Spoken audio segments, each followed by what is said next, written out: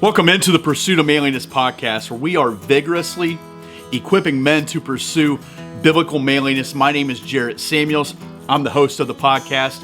Men, as always, thank you for making time today, stopping by, checking out the show. I can't wait for you to hear the conversation between myself and Rusty Russell. Rusty is a pastor in New Day Christian Church in Port Charlotte, Florida. He's a friend, but he also used to be my boss. Man, I'm really excited for what he's going to share with us as we navigate these waters. We've been using words like self-isolate and quarantine, all these things connected to the coronavirus. Well, as a church, we're trying to figure out how we work through this. We're trying to heed the instructions from the president and governors and others. That way we are in compliance with what they ask us to do. But we also know that we have a calling as pastors and church leaders to bring our people together and share the gospel. So what do? Rusty does an incredible job of unpacking all the tension we are working through right now. I love that he uses the word uncancel. At some point, we believe we're all going to be coming back together as churches across the country, across the globe, and worshiping together as we used to do. If you're watching this podcast on YouTube, please click subscribe. You'll never miss any video content. If you're listening on Spotify, iTunes, or anywhere else where you grab your podcast audio format, I want to encourage you, click subscribe. Again, you'll never miss any audio content. So men, it's time for today's podcast episode. All right, this time I want to welcome Rusty Russell to the Pursuit of Manliness podcast. Rusty, thanks for hopping on today, brother. Jared, honored to be with you, man. This is really cool. I love the beard. Thanks. And man, I have beard envy. Well, it happens. Yep. It's great to be with you, though. Great to be with you, bud. What most of our listeners don't know is Rusty used to be my boss years ago. I was just a young kid. I couldn't even grow a beard back then. And now here we are connecting through the gift of technology, through the gift of Zoom, and a couple different reasons. But one, before I get into all that, Rusty, would you just introduce yourself, who you are, where you serve, what you do? Yeah, I'm the lead pastor at New Day Christian Church in Port Charlotte, Florida. I've been here about 10 years. I grew up in Kentucky and was on staff at Southeast Christian Church in Louisville, Kentucky for many years as an associate. About 10 years ago, my family moved down here so we could take this position at New Day, and just loving it, having a great time ministering in Southwest Florida. That's is that the spring training of the Tampa Bay Rays? Is that right? It's the spring training of the Tampa Bay Rays, and then I actually live in Northport, which is just to the north of Port Charlotte. I live just 8 or 10 minutes from the church, and Northport just got the Atlanta Braves, and I didn't get to see any games. I tell you, it's tough to get tickets. For the first few days we had games here, and tough to get tickets, but then everything fell apart, of course, and no spring training at all. Well, brother, that's really, kind of the heart and the hook of this conversation today is, you have a gift of articulating words. You have a gift of meeting people right where they're at. And I've got to see that firsthand. And I witnessed or watched, a YouTube video you made. And I don't know the timing of the video and I don't know all the complete context, but I remember watching it and thinking, man, this is exactly what I felt like people needed to hear. Now, naturally, you were speaking specifically to your church, your people, but the way that you really didn't leave anybody out in that conversation. So here we are. If you're listening to this, later on, we're in April 2020. We are in the thick of the pandemic of the coronavirus. And so, Rusty, we're trying to navigate those waters. For you as a pastor, you guys are now doing online. What was the first time, or maybe the early moments where you went, you know what, I think this is going to change how we do church for a little bit? Oh man, it was unbelievable. We actually met kind of like you guys did, Jarrett. We met about one more week past what some did. There was 1 week there where some churches went solely online before the others, and we were late. We went ahead and had church that one day for several different reasons. And those are kind of controversial issues. Everybody had to think and pray and try to do their best. But I think it's important to think back to that, because I think if you're a pastor right now, or you're in a church right now, I think you could encourage your pastor in a certain direction and let him know you're behind him. It's not going to be that easy to uncancel getting together. And that was one of my concerns. One of the reasons that we waited a week is I couldn't get anybody to articulate for me, how do we uncancel? What are the criteria by which we're going to say, okay, now we can go back to church? And so after a lot of thought and prayer, what we decided, and I would really encourage every church to land here as much as possible. We decided that, first of all, we got to obey God, not man, and God's called us to gather. As a general rule, we're supposed to gather. We're supposed to gather in church. And as much as I love the online ministry, and I know there are a lot of people that are doing church online, I don't think it's a permanent solution. We don't want every person only joining online. We need the fellowship of one another. There are things that just don't happen when we're only meeting online. And I think it's a great introduction to the church. It's a great way to minister to people. I think I agree with all that. And for many people in certain situations for a certain length of time, even for a long time, it may be the only thing they can do, but it's just not where we ought to land doing church. And we're called to gather, and we need to obey that call. And so we got to obey God, not man. That's the first thing. But we're also commanded to obey the governing officials. Romans 13 talks about obeying them as if God put them there. God did put them there, and we're supposed to obey them like we would Christ. The Bible says if you're a slave, you obey your master as he's Jesus. And we're trusting that the government was being accurate about the sincerity of this pandemic, and that the government was being temporary in their call for us to not meet. And they weren't picking on the church. They weren't, persecuting the church. They're telling they're persecuting sports and everybody else. Nobody can meet, and they're not just picking on us for theological reasons. At least that's the way it seemed in the beginning. And so we said, okay, we're going to obey the government, trusting those two things: that it is that important and that it is temporary. Now, if one of those changes and they start saying you can never meet again or something like that, then I think we got to go obey God, not man, and we got a whole different set of parameters to consider. But so now, because we've said we'll obey the government, I think it's going to be really important for preachers and for churches to obey the government when they say it's okay to go back and meet, and that we take that liberty. There are going to be a lot of people, I'm concerned, a lot of people don't understand the value of what we're doing, don't agree with our worldview, that are going to say, oh, churches shouldn't meet, you're putting people in danger, and all those kinds of things. And we got to say, hey, we got to obey God, not man, not give in to a lot of social pressure to not meet. Oh, there's still people sick, and the government's letting you meet too early, those kinds of things. Of course, I'm saying from my context in Florida, we've got a governor here in Ron DeSantis who's a little more favorable to churches than other states might be. And so I'm anticipating that he's going to probably encourage us to go back to work and go back to gathering before other states might. It's just going to be a very difficult time. I think it's going to be very important that all Christians unite together. How we do that is going to be tricky, because we may not even agree as to whether we should meet again or not. But how can we unite together is something we should really wrestle through. Yeah, I think about what Paul said, I want to give you, praying that you would have knowledge and discernment. Knowledge is the ability to know what is right, and discernment's to know what is best. And that's what we're all navigating. And I would say this: we're in Indianapolis, Indiana. You're in Port Charlotte. Our governor is Greg Holcomb. He's pretty favorable to churches too, been very encouraging to us and what to do and stuff. And even like the local police have been fantastic with communicating, no, you can do drive-in church, or yes, you can. I know that's not the place. I know that's not the case everywhere. And so I want to encourage the listeners, wherever you're listening to this at, it may not be consistent with you. We're just two guys, love Jesus, trying to figure out, how to navigate these uncertain waters. There's not a handbook for how to handle a pandemic that I'm aware of.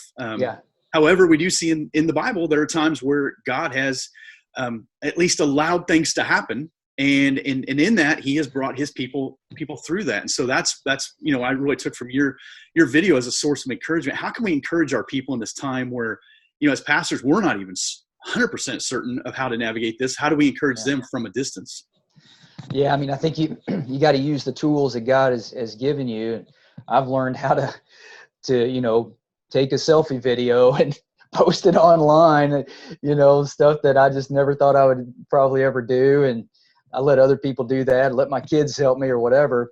But, it's obviously we can reach out to our people. I decided early on to try to do a video, for a little 2-minute video for our folks almost every day. I'm not doing it quite as often now, but especially in the early days when things were so uncertain and people were so fearful. And I just set it up like I've got this set up here with you, and tried to keep it at 2 minutes. I think there's something just on a practical side. I think there's something to keeping it really short. Read a scripture, keep a smile on your face, pray for your people, tell them you love them, you pray for them. Hey, we're going to get through this.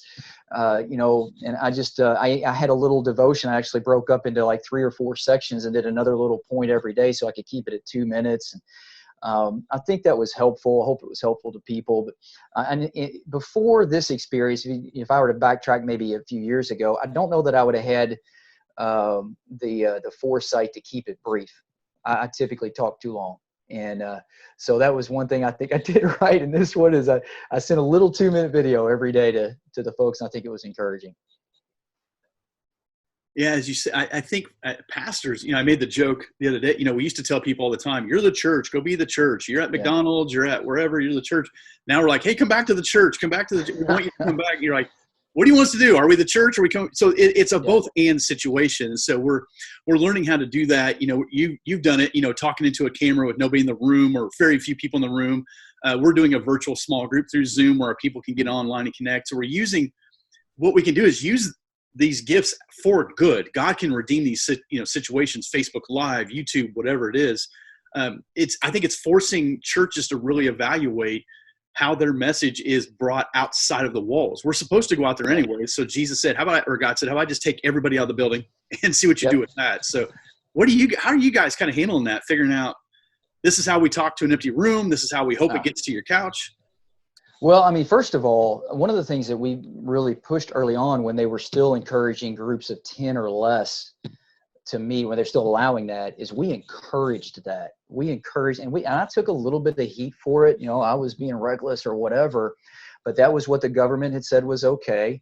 And we were going to work within that boundary. And I think that was a really cool experience for a lot of our groups that met together and did church in their home. We did that. We had, another family. We had 10 just with 2 families because of 2 big families. But it's been a very warm experience. You talk about getting out of your norm and breaking out of the walls of the church building. I think that was really healthy. What I on the other extreme, for us all to sit in our PJs and just watch church every week, I don't think is healthy long term. It's not as good. I know for me, just a quick personal story. When I moved down here, I had an accountability group of 2 men from Southeast Christian Church who had spoken in my life. They were amazing. And for about the first year, we Zoomed, it wasn't Zoom, it was Skype, whatever, but we FaceTime, whatever we did every week as accountability group, because their relationship with me over the course of almost a decade had been so powerful. Well, then I went through a kind of a dark period in my life. And I quickly realized that having only those 2 guys that were 1,000 miles away that I only saw on a screen just didn't cut it. And I had to make some pretty significant changes in my life to bring people into my life that were actually local, who could speak into my life, encourage me, and I could see them face to face. I believe that we are wired by God for that. Now, obviously, in extreme cases, we have to go without those things, but we need to realize that's a loss, and it's not what we're called to do. Zoom meetings and all these kinds of things are a good Band-Aid, but it is not as good as getting together and meeting with people face to face. Obviously, we got to redeem what we can out of this and learn what we can. But I preached to an empty room twice, and it was one of the most difficult things I've ever done. Is that what you're doing? Are you preaching to an empty room, or you have a couple people there? Well, this past weekend, it's funny you say all that, because the first 2 weekends we did it Facebook Live, and we just did it through the cell phone. We did it raw. Here's what and we were trying to. And the first weekend was really good because we had a full worship team, and then that got down to like me and the worship pastor, and that I said that's like putting on a VBS without children. It's just so weird. Now, this last weekend, because it was Easter, we recorded it because we wanted to have a little more streamlining and details to it, and it was weird to preach on Friday because I told my wife on Saturday night, I said, it's like we got fired because church is going to happen tomorrow and we're not going to be there. And then on Sunday, we were watching it, which was really weird. I was in sweatpants. I wasn't like, PJs, but I remember one time like barking at my kids. I said, hey, we're doing church right now, so real spiritual, and the communion guy who talks too fast, which was me, I could barely jam that cracker down my throat before he moved on to the next worship song. So it's amazing to sit on the other side and see what it's like to be the listener.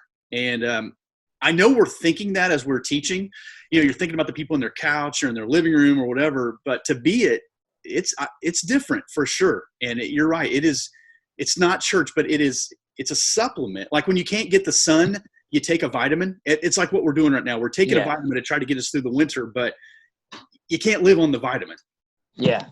Yeah. So we decided, our tech guys came to me about 2 days before the first weekend we were going live. And they said, we think we want to record the whole service and not do it live. And I really felt like there was a psychological advantage to being live.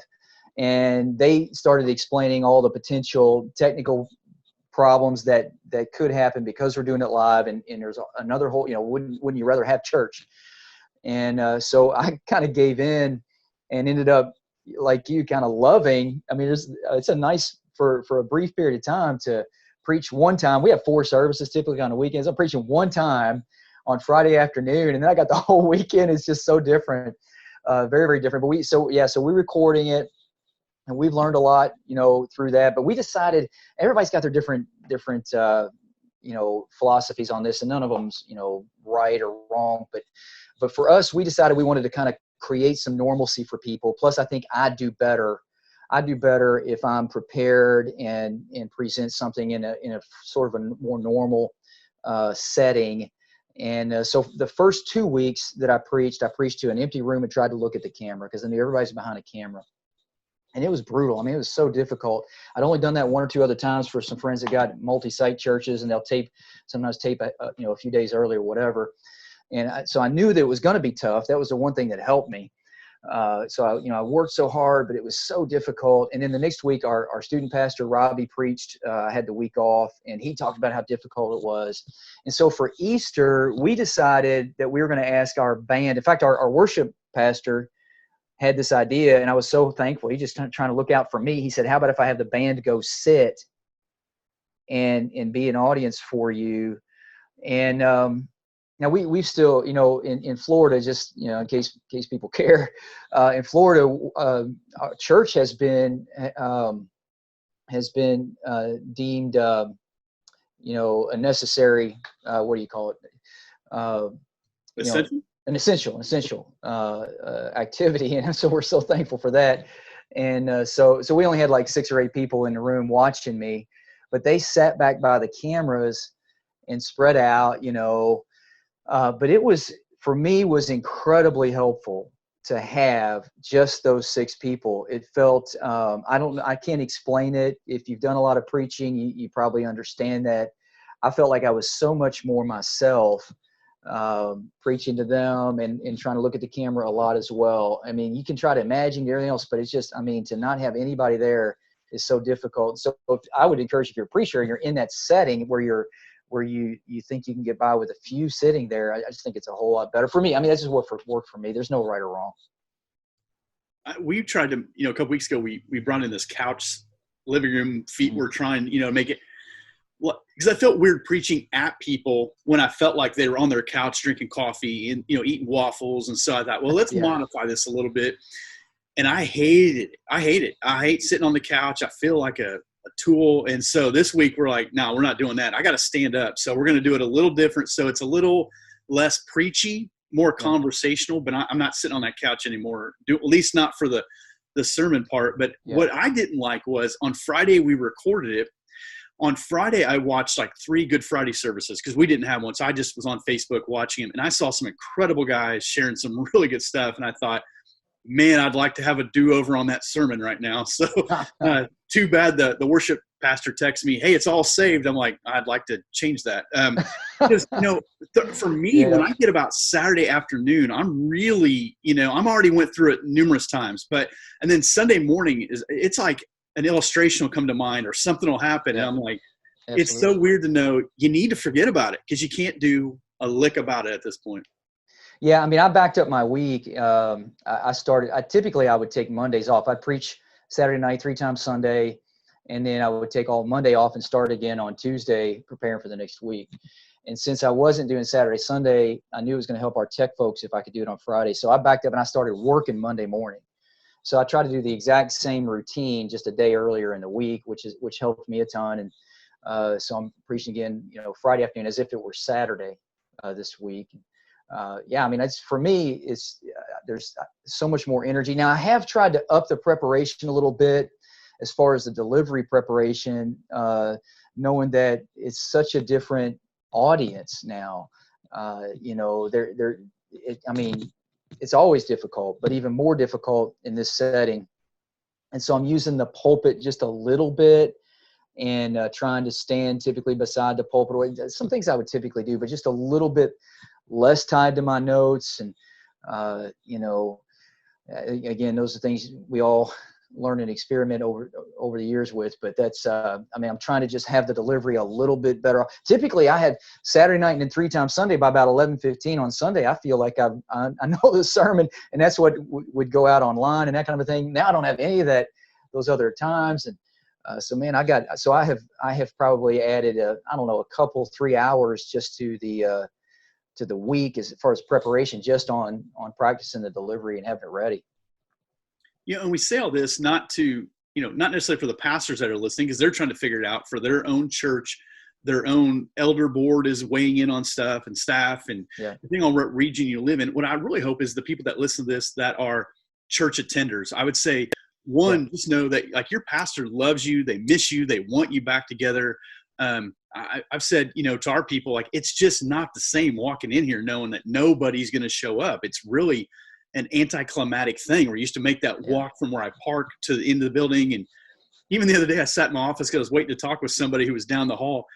I just stared at my books for a while. I'm like, man, I miss these things. I haven't seen them forever, and we've seen people online and we're trying to encourage them. And so I say that to people who attend church, like, would you stay engaged? Your church is probably doing the best they can and really trying to, minister to you through this, knowing that your pastor is trying to figure out how to navigate his own family through all this. What variables were that? It's like, we've been doing school at home since I think it's March 13th. So for us, we're we've hit our groove by this point, but it's different for everybody. But no, at some point, this thing is going to pass on at some point. Right. And as Rusty talked about, how do you uncancel this? So Rusty, what is that mindset of, hey, what are the variables that say, hey, we're getting closer to getting back to normal? When they say, can you have 50 people in a room now? Can you have 100 people? And then how do we start moving that direction? Because we've never done this before. Yeah. I think for us, what we've decided to do is we're just going to take the liberties that the government allows and not worry about those who might criticize and say the government's not being strict enough and those kinds of things. Now, I think we're trusting that the government's going to do everything they can to let us, meet again. If we lose that trust and we feel like there's some overreach, like it has happened in some states, I'm really concerned about, governments, fining people for going to a drive-in church, not even getting out of their car, and some crazy stories you're hearing about. I just think that just is very troubling. And we need to stand up for each other, and you may not even agree with what decision another church makes, but man, this is so important that we not get judgmental of your pastor, not get judgmental of other churches. These are difficult times. So that's our approach. We're going to take the liberties the government gives us, unless it's for some reason becomes so restrictive that we don't feel like we can obey God and man at the same time. Hey, one thing I'll encourage you with though, Jared, I was thinking back to our last question. I know I've gone through the same thing where you're watching other guys thinking, man, why are they even choosing me when they could listen to all these other people? They're going to be home flipping around, whatever. They could listen to just about anybody. But, the Bible says, Jesus said, I'm the vine, you're the branches. And I'm learning that church is more like a branch. It doesn't really operate like a business would. Although businesses will see this some as well, but we tend to reach people through people that have already been reached. A friend, a neighbor, a relative says, "Hey, please, in the old model, it's come to my church," and now it's join us online or whatever. And people, for whatever reason, they would rather connect with you because they have either a direct connection with you or an indirect connection with you through a friend or whatever. They'd rather connect with you than somebody that you might think is a whole lot better presenter. And they may have never even heard of Andy Stanley. They may have never heard of Craig Rochelle, but their neighbor said, hey, why don't you join us for church? And all of a sudden they're watching you. And that's the way the church operates. We're reaching people that nobody else would have reached, even though it may be, and we have snowbirds up in Connecticut, New York, Canada that are inviting their neighbors to join with New Day. And we're thrilled to have them. And their neighbor probably never heard of any of those guys. And but they're joining their neighbor for church, and all of a sudden they're hearing the gospel. Yeah, I talked to a guy the other day who said, I'm assuming the way he worded it that, he has several family members who they don't know Jesus. And so what he's done is when we're streaming this thing, he's inviting them, and I'm technology challenged. So I was like, you can do that. So he's adding them to the thing and inviting them. So here they are. They might be sitting on the couch. They might be, in the yard, in the garden, and their phone pings and like, your nephew just invited you to, and they may check it out, I know like for our streams, we're reaching far more people than ever walk in our door on Sunday morning. Now that could be, there's a lot of variables there. You could have 3 devices in one house logged down to one thing, but the fact is the gospel is moving around the globe at a speed we've never seen before. Yeah. And so we can embrace this and say, listen, there's gonna be a lot of people hear the good news about Jesus, whether they logged on for Easter because it was their time after Christmas to get back in there, but they're doing it. We're doing it in really non-threatening ways. Yeah. So it's going, hey, we're going to make the best with what we got. Absolutely. Yeah. I mean, I don't know about you guys, but we were on the verge of streaming, and we were trying to plan for it. And this just pushed us over the edge. In fact, it's kind of a cool story for us, providential thing. Believe it or not, we were in the middle of a capital campaign. I mean, can you think of a worse time to be in the middle of a capital campaign than when all this happens? We were literally in the middle, after week 2 of a 4-week series. And we had done almost all of our leaders' contributions, but they were actually pledging the week that the economy fell apart. The leaders were. And we were after a twofold goal. We want to become a multi-site church. We want to become a debt-free church. That was a goal 1, goal 2.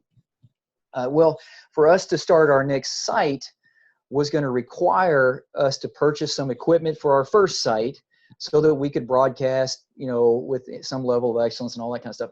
It was the same equipment we needed to purchase to stream online, a couple extra cameras, a soundboard that we could mix the sound with differently and some things like that. And we needed it for both online streaming and for the new site. But we had only pushed the congregation. We were like, hey, we're doing the site thing. And in the background, we were thinking, hey, we could now online stream effectively. Well, all of a sudden, our leaders contributed $1.7 million to the new effort.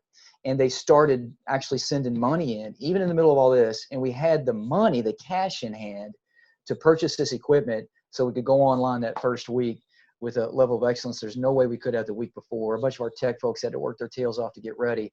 But it was for us, it was a really cool, providential moment. God was taking care of us and working upstream when we were so tempted to say, how in the world could God be in this?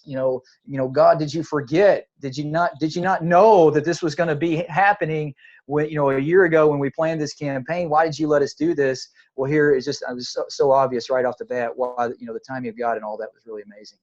And we're going to keep streaming. Yeah. We intend to keep streaming. And, what I said earlier about the downside does not discredit the upsides, reaching new homes. And I think a potential different way to start churches. There's a lot of talk right now about micro-site churches where, churches are encouraging somebody in a different place, a different state or whatever to start a church in their home and use us as your kind of your starter.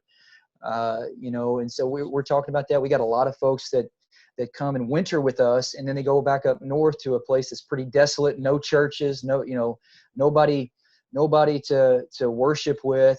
And now all of a sudden they could use us as a starter, and they can grab people and bring them into their home, and they can have church. That to me, I think is a huge win.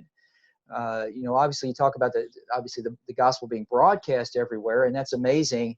But I think the greater potential for true discipleship is in these microsite churches.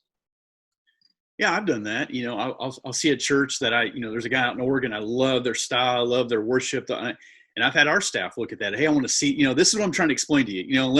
It's like going to a conference and you come back and you're trying to tell everybody how great it is. And they're like, it was Tuesday. We didn't have, I ate a ham sandwich. I didn't have any of that. So the fact that these people can do that, you're talking about snowbirds, that they can feel connected to New Day, wherever they're at. Their church may or may not be streaming. They may, there's a lot of moving pieces there. We have found with our streaming, I'm sure you guys have too, that there have been people and all over the country that were like, how in the world did they, whether it was Facebook, a family member, Oregon, Canada, where all these places that are watching our stream that I know would not be walking in on a Sunday morning. And we wrestle with the same thing. We've had more adult baptisms in the first, few months of this year, and our giving has never been better. Our engagement and discipleship and small groups and all these things that you're like, that's what a healthy church does. And then we all got grounded and had to stay home. We're like, God, what are you doing? Like, are we going to lose all this momentum? Are we going to lose? I just wonder if God's not wanting to do a new thing in us and not want us to go back and make bricks and eat meat out of pots and bread to the full. How do you wrestle through that with, we had this, now we got this? Yeah, I don't know. I mean, I think every situation is going to be different, and yeah, God's doing something in every situation. It's hard to know right now. I suspect, like for us, I think we've got people that drive 35, 40 minutes to church, and a lot of studies have shown that once you get outside about 20 minutes, your involvement goes way down, and you certainly can't bring your friends and neighbors from your community to church. They're not going to drive that far. And so now it wouldn't surprise me at all if some of them who've been meeting in their small group closer to home say, hey, can we keep doing it? Can we become a microsite and potentially sort of the birth of a new campus or whatever? I think this may really spark a lot of microsite type situations, a lot of campuses. I don't think, this is just my opinion and I may be wrong, but I don't think we will see some new birth of only Zoom accountability groups or only Zoom small groups.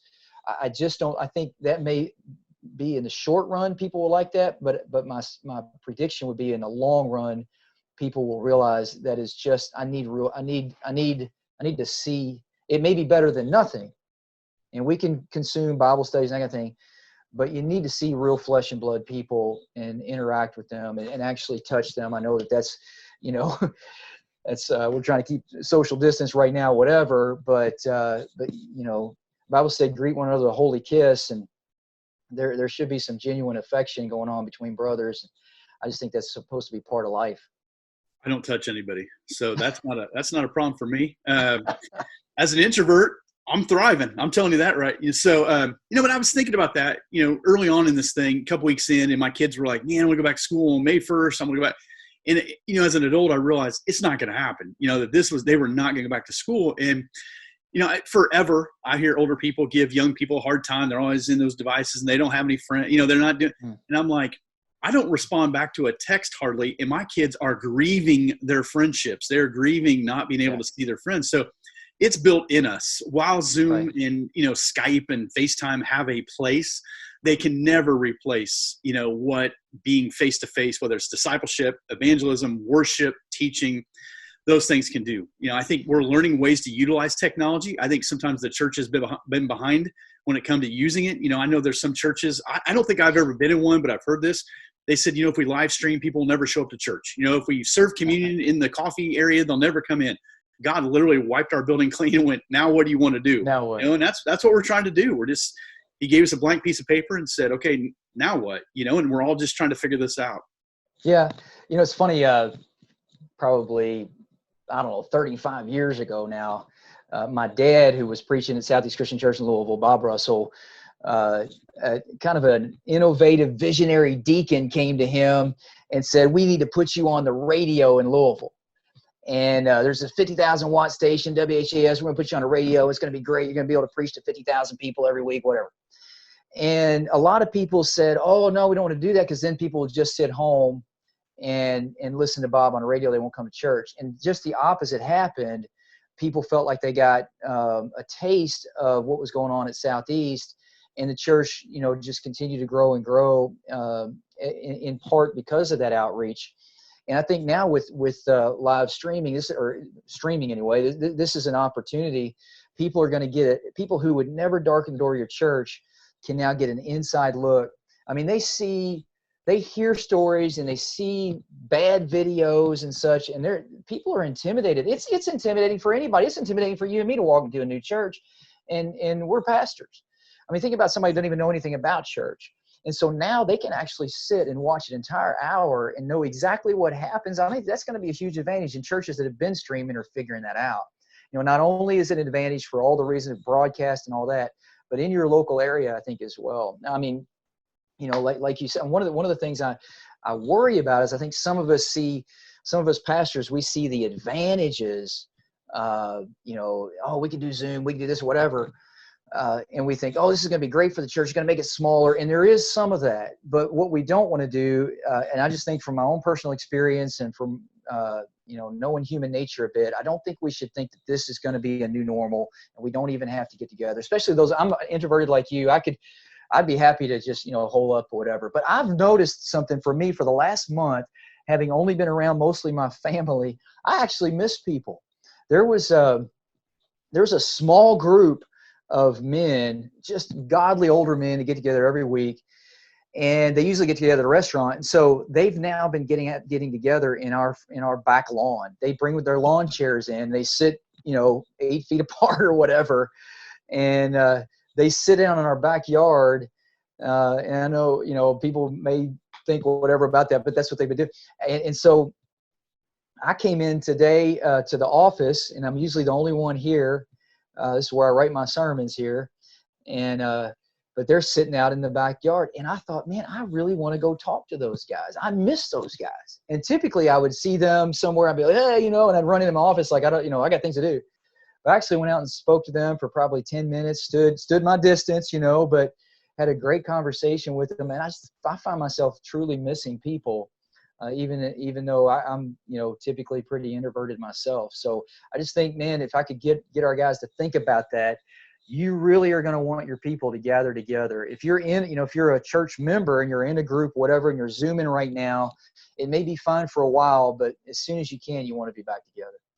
I thought that today. I know, there's going to be people who are going to try to do like Zoom church. They've been doing this. They're used to it. It's going to happen. But I'll say this, knowing you and myself, like it's not, I say I don't touch people because I really don't. It's not necessary most of the time that somebody died. But I do miss them, and I think it's made me a better shepherd because I'm reaching out to our people more intentionally through phone. I have a list that I'm working through, and people come to mind and trying to invite them to our small group and stuff. So I think I've been a better shepherd from a distance because of that, because it makes me think about them. I'm hearing their stories. When people come to church, they just hear you and I, like we get them at the door, we get them in a hallway, but they don't get really any of our time.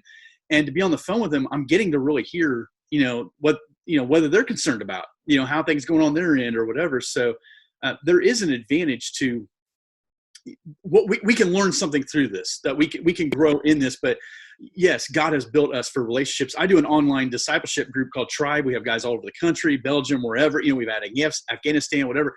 And guys love it. They love it because it gives them that little bit of distance, I think. They get to meet a lot of human beings that they're never, ever going to cross paths with. There's some guys who just can't find really solid guys in their church, whether they've been at their wife's church or their grandparents' church, whatever. But every session, these guys they're finagling ways to get together. They're meeting up, at a mall food court. I've had guys come to our church, where I serve, or come up here because we just crave that face-to-face. I want to know you're real. I want to know that you're a genuine, authentic person. And I think when that happens, we're going to get to that. So I know you can't foresee the future, whatever word that is. But what's the trickle as people come back? We uncancel, we say, okay, you can have 100 people, or you can have it full blown, whatever. How do you see that going down as we start to move back to what is church? Well, I mean, first of all, just to comment on something you just said, I think that your story is a great example of the both and of this technology. Your guys you're using the technology to get guys together in a pretty safe way. And then they're wanting to get together for real, or to get somebody else to come alongside of them. And I just think that's a great example of what I'm talking about. Yes, we got to use the technology, and it's a great tool. but we got to understand the genuine need that people have to truly physically get together and provide and encourage that, rather than just think it's okay to sit alone behind a computer screen. Hey, is there some way you can get a family to come and do church with you? Is there some way you can get another man to join in with this with the man challenge or whatever? And as far as uncanceling, I don't know. My if I were just going to predict, and this is just a guess, my prediction is going to be that the president of the United States in the next sometime between now and May the 1st, I would predict is going to shove the decision to the state and local authorities, and then we're going to see some really interesting things happen. I think in states where they feel like they got things under control, or maybe they have a more favorable government, a lot of different factors, they're going to say, look, we really need you to go back to work. We need you to go back to church. And then are they going to say, but you can go back to church, but you got to do this or that. You got to wear a mask, or you got to, practice social distancing. Don't shake hands or whatever. Are people going to be, from now on or for many, many months, are they going to be afraid to get close to other people? I don't know. I think that's really tough, but I think it may take a while. My hope is, of course, that once the pandemic really does drop, that people fairly quickly get over some of the fears. There's been a lot of fear, just a lot of fear, and it's very unfortunate. I hope we get beyond that. I hope we get beyond that, and it's back to a place where we can actually greet each other and not be so afraid. One of the verses I've quoted a lot is, 2 Timothy 1:7 says that God did not give us a spirit of fear, but of power, of love, and of self-discipline, or a sound mind. And that verse is so helpful. If you're afraid, that didn't come from God. Mm-hmm. That's not the spirit that God gives us. God gives us a spirit of power, of love, and of self-discipline. And man, those are when you're acting from a place of power and energy and strength, that came from God. When you're acting from a place of love, that came from God. When you're self-disciplined and making wise choices, when we're afraid, we make terrible decisions. Mm-hmm. When you're full of the Holy Spirit, you make wise decisions and courageous decisions. And man, if we could remember that as individual dads and husbands, as we're leading our families through this, and as leaders in the church, God did not give us a spirit of fear, but of power, love, and self-discipline. I think, man, what a great verse for our time. And let's decide we're going to do everything we can to get back together as much as we possibly can. Well, that is our goal. We're not just going to lay down in this or give in, because there's always going to be social pressure. And I think we're going to face the greatest social pressure that we've ever faced in our lifetime to kind of, not meet or have these extreme, guidelines that are beyond what's necessary. We got to decide that we're going to do what's right in the eyes of God, and not worry about the fallout. In the long run, people will respect us for that, and they'll be drawn to the gospel. Right. We're so afraid that people get pushed off. I won't be able to reach this person in my community, whatever. But in the long run, people will respect us for standing for what we believe in, and they'll actually be drawn to our faith when they see us have power, love, and self-discipline instead of a spirit of fear. Yeah, amen. I God's Swiss Army knife, right? Like He gives you those, and you just go, hey, use them all the time, but also use them very specific. We've talked, about the uncancel. I haven't used that word before, but I'll probably start using it now. But as the people start to come back, we made a few modifications on that last Sunday we did meet, thinking that we would be utilizing those modifications moving forward, and not realizing it would be okay, we're done meeting face to face. But the touching or the passing of trays, or what that looks like, our child care, those variables. And we've talked, hey, we'll probably keep those in place for a while, just as we get people in the door, as we're very, you're aware of the people that come in. Hey, let's just hold those in place, not to be fearful, but also not to be, reckless either, and say, hey, we're just being mindful. We're mindful that for some of you're very cautious right now as you come back, and, we want to come back. I also, pray that whatever God is doing in us and through us right now as individuals and collectively as leaders and church leaders, et cetera, that we don't miss that. This is a really unique time, but I also believe I'm not trying to be fatalistic, but I also believe this won't be the last pandemic in our lifetime. I think it spread, we're such a transient world. I think the next time you hear of a global something, heads up, we're probably going to have it, in the next 6 months. It's just, we can come and go so easily most of the time. And so, here I'll we tell you have got to learn from it for sure. Yeah. A little practical story that that week that we met when some had canceled, we decided that we were going to, pass the communion trays differently. This is also something we've been working on, but we just had to speed it up for hygiene reasons. We were moving we had a little tray of bread and, with the cups around the edge of the tray, like a lot of people, and you reached in and got your bread out of this pile of little loaves, and then you got the cup, and we were all like, man, that's nasty. You're reaching into that.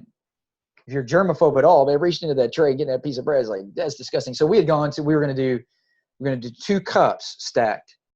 One has the bread in the bottom and then the cup of juice on the top. So you just reach in, you get 2 cups, which we thought was pretty cool. A couple days before we met, I was talking to a member of our church, or a guy that's been attending our church, Snowbird, and he's a retired microbiologist, and his specialty was in handling radioactive material, and so he knows a ton about contamination. And he said, "Hey, I know you're changing that, and that's a good change, but when you pass the trays, that's bad." And he started explaining why you're contaminating everybody. If one person is contaminated, they're contaminated by your own. We're like, oh man, what do we do? And so we made a last minute change and had everybody come up to the front and take the communion out. And so I'm sure there are going to be some things like that, or whether it's, self-contained, we pass it out at the door or something. And we already had some really strong hygiene rules for the preparers, and we'll continue that. And I don't, obviously children's ministry, all of those things we're going to have to pay attention to. And some of that I worry we're overdoing, and our kids are not going to have the immunities they need to, but that's not my area of expertise. So I'll try not to dig too deep into that. Yeah, we did that on our church is not big, but we did that where on that Sunday we had servers at the tables. So I don't know why, we just thought that was the right thing to do. So people got up and got their communion. And we also said, if you are not physically able, we had a guy up front, or I think we had a guy on the side who was going to come to you. And so, but what we found was, like, I didn't do it, but if I was a guy attending, I would get one for my wife too. So these guys were bringing stuff back. I thought that was unique, but that's cool. Yeah. I wasn't planning on talking about this, but you guys have done drive-up communion. How'd that go for you? Yeah.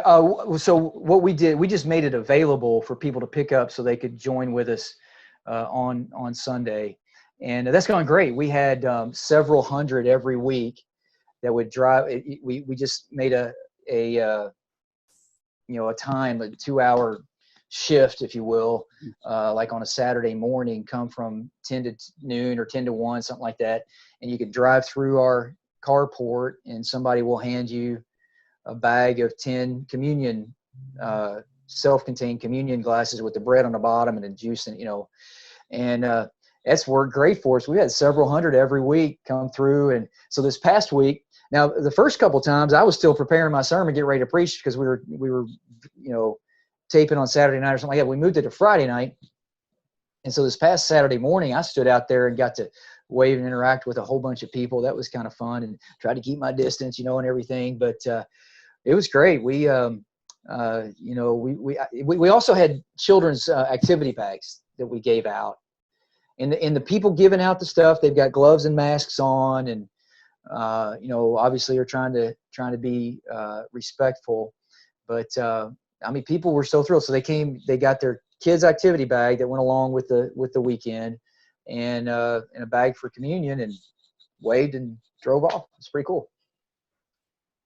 Now, my prepackaged communion is out there somewhere in an Amazon order somewhere. I ordered it middle of March.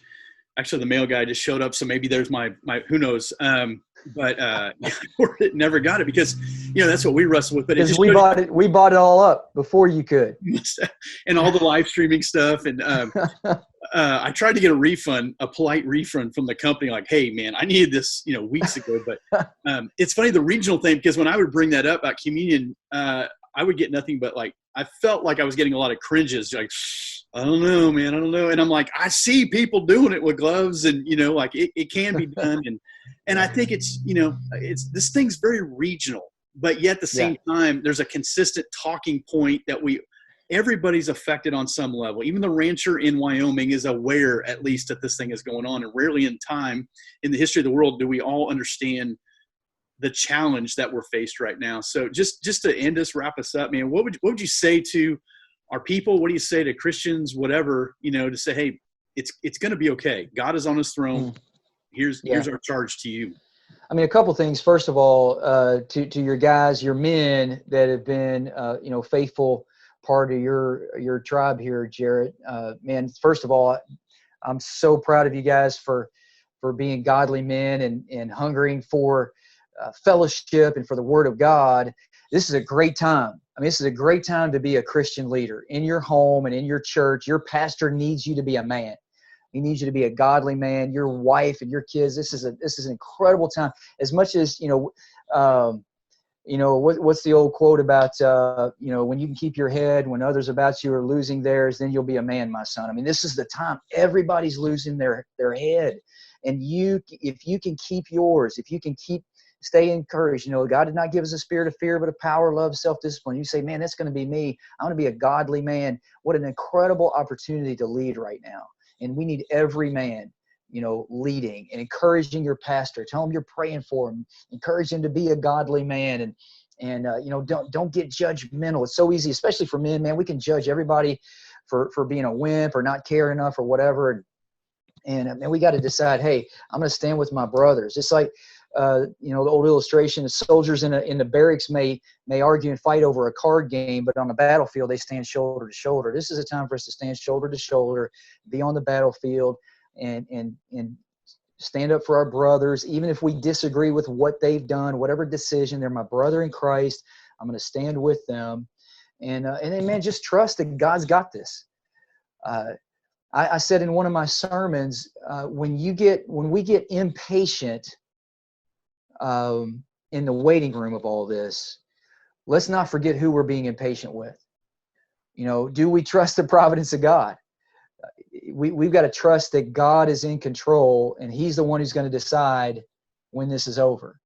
And so we got to be patient with him and trust in his timing and decide he knows what he's doing and he's still on the throne. If we can believe that, God loves you, God cares about you, he's got this, and he's doing great things. He is molding us into his character right now. This is a great opportunity to be alive. It's a great opportunity to be a part of the church, great opportunity to be a dad. Your kids are learning so much from you right now. It's a great opportunity to be a Christian right now. And we'll look back at this and say, man, we learned so many things and we deepened as people because of that. I'm really glad I went through that.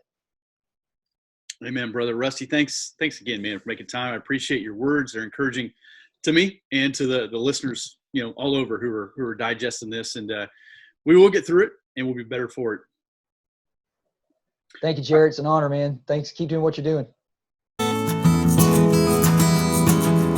Thank you for listening to the Pursuit of Manliness podcast. Make sure to leave a comment or question to keep the conversation going.